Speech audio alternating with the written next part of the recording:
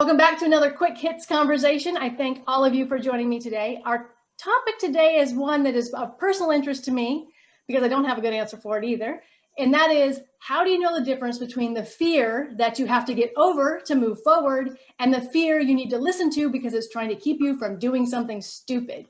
And I know, David, you had a response to it that I thought was kind of funny. So I'd love for you to start us off. Okay, yeah.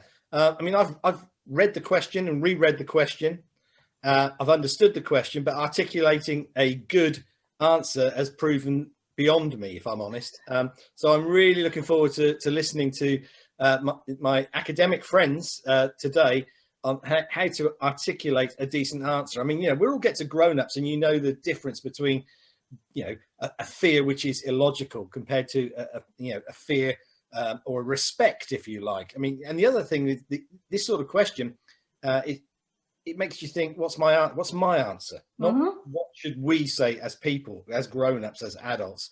And immediately, I started to think about things that I've overcome. And that's the typical salesman in me, well, let's talk about me and what I've overcome. And I don't know whether that's what everyone wants to hear today. It's a really good question, and I don't have a very academic answer. So I'm really looking forward to hearing what you guys have got to say. All right, Jim, you had a Sure. response because in the financial world, you deal with this a lot. Yeah, I run into this all the time. And, sometimes it's useful to frame these things in terms of risk versus reward, right? What's the potential upside of doing things versus what's the potential downside? And then you try to estimate the risk of each or the likelihood of each. And, sometimes fear is self-preservational. Sometimes it's rational. Sometimes it's not. Now, personally, I believe in making mistakes. I think that we learn from them, but the key is to make your mistakes survivable, right? If you make a mistake, if you take a risk, you want to be able to walk away from it. If you don't think you're going to be able to walk away, if things don't work out, then you probably shouldn't be doing it. Wayne, what do you think? Yeah, I had similar thoughts to Jim on that, in that initial thought was, a lot of it depends on risk reward. I mean, how big of an issue are we facing? That definitely gives me a chunk of how real is that fear? Is it actually something I should be listening to? How badly can I hurt myself? Yeah, I'll listen. And as David said, I very much went to the personal. I'm like, I get to a cliff edge and some people are over there peering over and I'm like, I'm sitting down to look over that edge because I know that the risk of me getting a little bit of vertigo is pretty likely, and the payoff is very negative. So that was one direction. The other piece that came up for me is that recognizing one of those pieces I've taken from the NLP side is that everything has a positive intent behind it. And so recognizing that even if there is that, I'm just afraid because, it's something that feels like it's just holding me back, I'm going to take that time to dig a little and say, okay, but what is it really? What is the benefit to me of having this fear?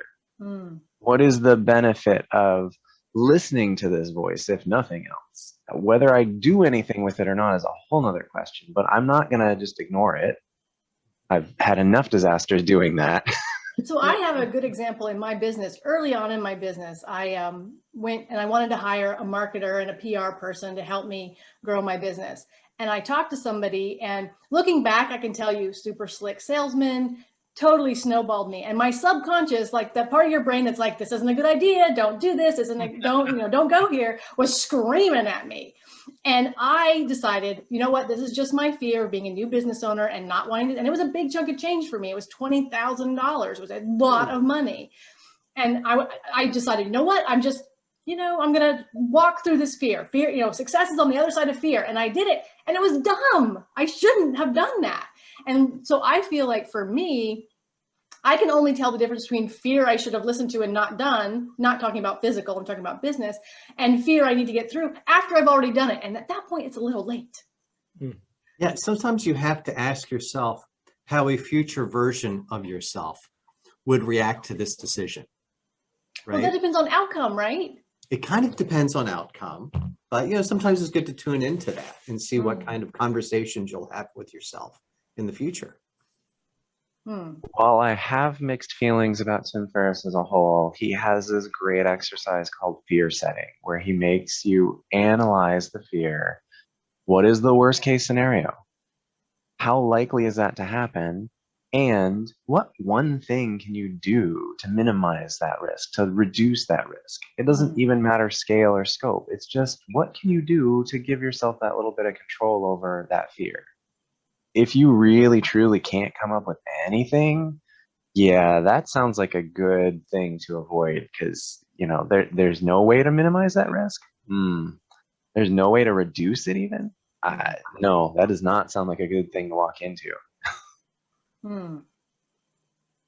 I also find it interesting that sometimes there's a very gray line between like the physiological response of fear and enthusiasm. Like panic will get your heart rate going up. You'll be staying up at night. You'll be walking circles around the neighborhood. But the same thing is with excitement too. You're not going to be able to sleep. You'll be having lots of thoughts. You'll have a lot of physical energy. So sometimes you might be feeling one, but you could be feeling a little bit of the other too. Yeah, I've done that with clients, try to make it more about excitement, but that doesn't help you if it's something you shouldn't be doing anyway. Oh, correct. Yeah, absolutely. I mean, sometimes there is self-preservation and you have to listen to that. Yeah. So David, you've heard from your academic friends, as you put it. What are your thoughts now? Yeah, I mean, I think that you've just articulated it, all the thoughts that were in my head.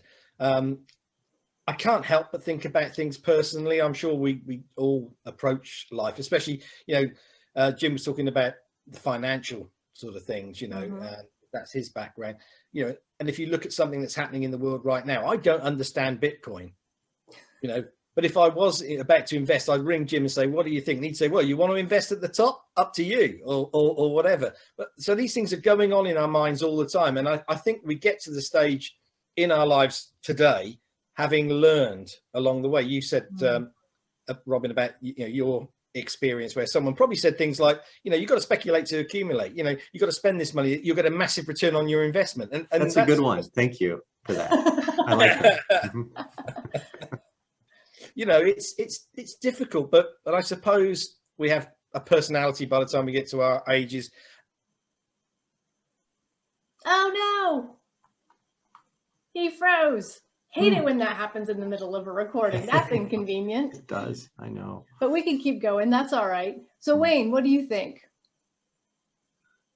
Yeah, I think that I think David's back. I also think that slicing of, like you said, going out into the future, looking at the different perspectives. Am I okay, going back to Jim's point, if this goes pear-shaped? Am I still going to be okay with that? Am I going to mentally be okay, not just financially, physically, but go, yeah, if I make this decision and it turns out this way, I'm going to be unhappy with myself. If I go the other way, I'm not real keen, but I'm more neutral. So maybe it turns into a negative versus neutral versus a super happy versus super unhappy. I've actually done that with clients where I've sat down and said, okay, if you make this decision and that happens, how do you feel? If you make this decision and that happens, how do you feel? And one of them is usually like, that would be the end of the world. I'm like, well, then don't do that one. Yeah. Pick a different one. But I think, we're coming up against our time, but I don't think there's a really good answer. Like, this is how you tell the difference between these two different kinds of fear. There's a lot of analysis, and sometimes you just have to make a $20,000 mistake and look back at it and go, that was dumb. And your subconscious goes, that was dumb. And you're like, yeah, I know, sorry. But you still have to do it. Like, you make the mistake again, because you have to be willing to try. Even if you're on the right track, if you just sit there, you're going to get run over by the train. You had to do something. Right. Yeah. So, to the point, do your analysis, do your background stuff, figure it out, but then make a choice. And then if it doesn't work out, make a different choice. As long as it's survivable, don't jump out of airplanes without parachutes. Recognizing that sometimes the right choice is to not take an action. Right. Yeah. Well, thank you so much to all three of you for joining me. I really appreciate it. I love it when people share their thoughts. Stimulating conversations make my day. So thanks so much. We'll do it again soon. Wonderful. Thank you.